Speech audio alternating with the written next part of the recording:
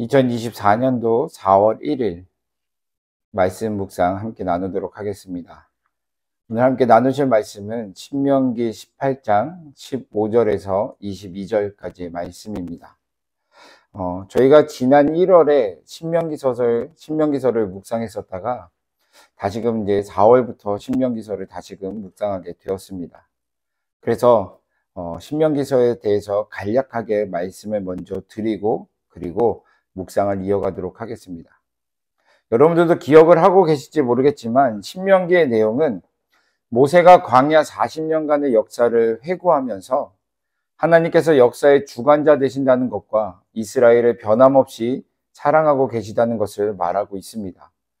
그리고 이스라엘의 반역에 대한 역사를 말하므로 하나님의 선민으로서 이스라엘이 마땅히 걸어야 할 복된 길이 무엇인지 말해주고 있습니다. 신명기서의 주된 사상은 이스라엘의 복된 삶을 위하여 그들이 마땅히 행하여야 할 일들, 그들 가운데 제하여야 할 일들과 그들이 기억해야 할 일들을 말하고 있습니다. 그러므로 신명기서의 중심 교훈은 이겁니다. 행하라, 그리고 제하라, 그리고 기억하라입니다. 이것을 다시 한번 우리가 기억하면서 오늘부터 다시 이제 신명기서를 묵상해 볼 건데요. 오늘 우리가 묵상할 본문에 나와 있는 18장은 크게 세 부분으로 나누어서 볼 수가 있습니다. 먼저 1절과 8절까지는 제사장과 레위인의 몫에 대한 말씀입니다. 제사장과 모든 레위인은 이스라엘 가운데서 몫이나 유산으로 받은 땅이 없으므로 여호와의 화제물과 그 기업을 먹고 살도록 하나님이 명령하셨습니다. 왜냐하면 제사장과 레위인이 그 형제 중에서 차지할 기업이 없는 것은 하나님께서 친히 그들의 기업이기 때문에 그렇습니다.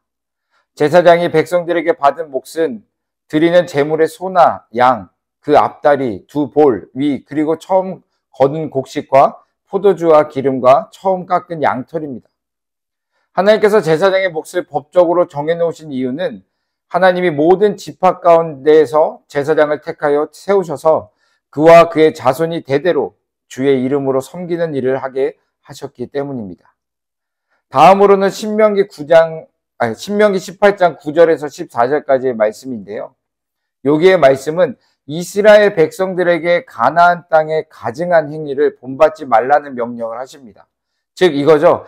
가나안 땅에 가나안인들이 행하고 있는 그 모든 것들, 하나님 앞에 하나님을 섬기기 위해서 필요 없는 것들, 가증한 행위들, 우상 숭배하는 것들, 나 외 여호와를 망령되어 일컫지 말라고 하는 그 모든 행위들을 본받지 말라는 겁니다.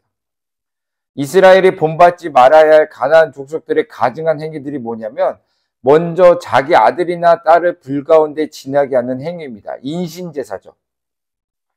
그리고 점쟁이, 그리고 기흉을 말하는 자, 요술을 부리는 자, 무당, 진언자, 주문을 외우는 사람입니다. 또 신접한 자, 귀신을 불러 물어보는 사람, 그리고 박수, 점성과 마술에 능통한 요술쟁이, 초혼자, 죽은 자의 영혼을 통해 예언하는 자들, 이렇게 하는 가나안 땅의 가증한 행위들을 본받지 말라고 하는 겁니다. 왜냐하면 이런 일을 하는 사람은 모두 하나님께서 미워하시기 때문에 그렇습니다.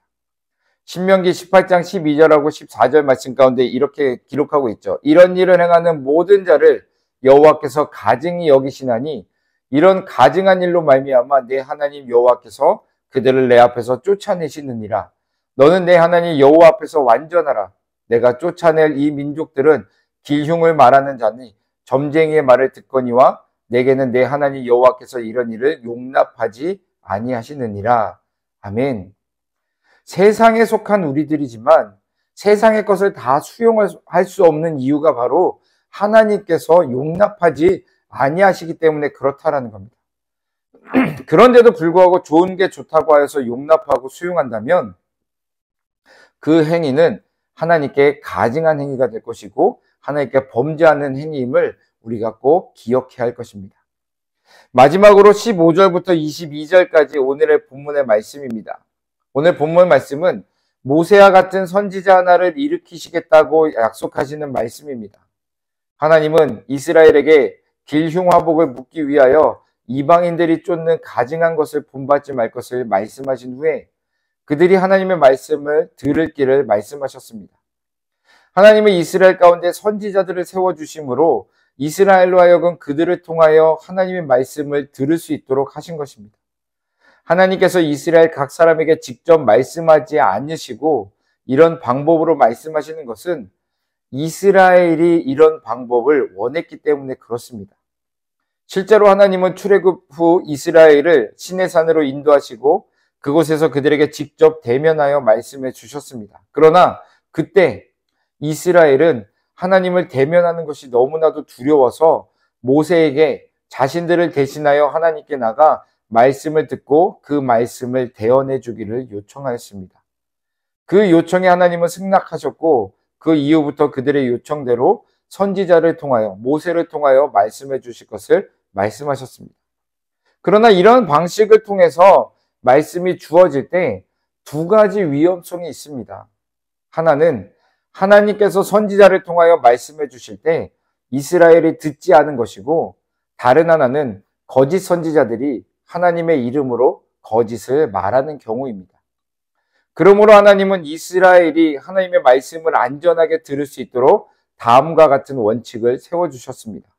신명기 18장 19절에서 20절 말씀을 보면, 누구든지 내 이름으로 전하는 내 말을 듣지 아니하는 자는 내게 벌을 받을 것이요, 만일 어떤 선지자나 내가 전하라고 명령하지 아니한 말을 제 마음대로 내 이름으로 전하든지 다른 신들의 이름으로 말하면 그 선지자는 죽임을 당하리라. 아멘. 즉 이스라엘은 하나님께서 세우신 선지자가 하나님의 이름으로 대언할 때 그 말씀을 반드시 들어야 했고, 다른 하나는 하나님의 이름으로 대언할지라도 그가 하나님께서 세우신 선지자가 아니라면 그 말을 들어서는 안 된다는 것입니다.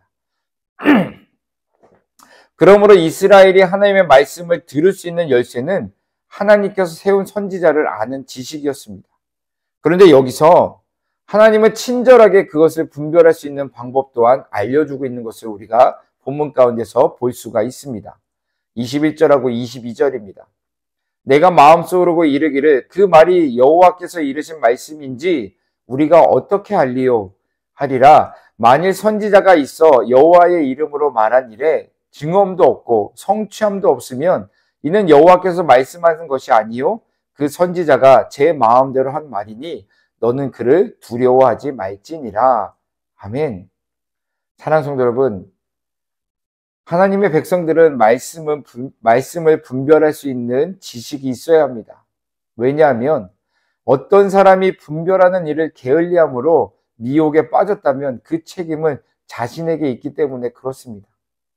그러므로 하나님은 자기 백성들에게 참과 거짓을 분별할 수 있는 지혜를 주신 것입니다.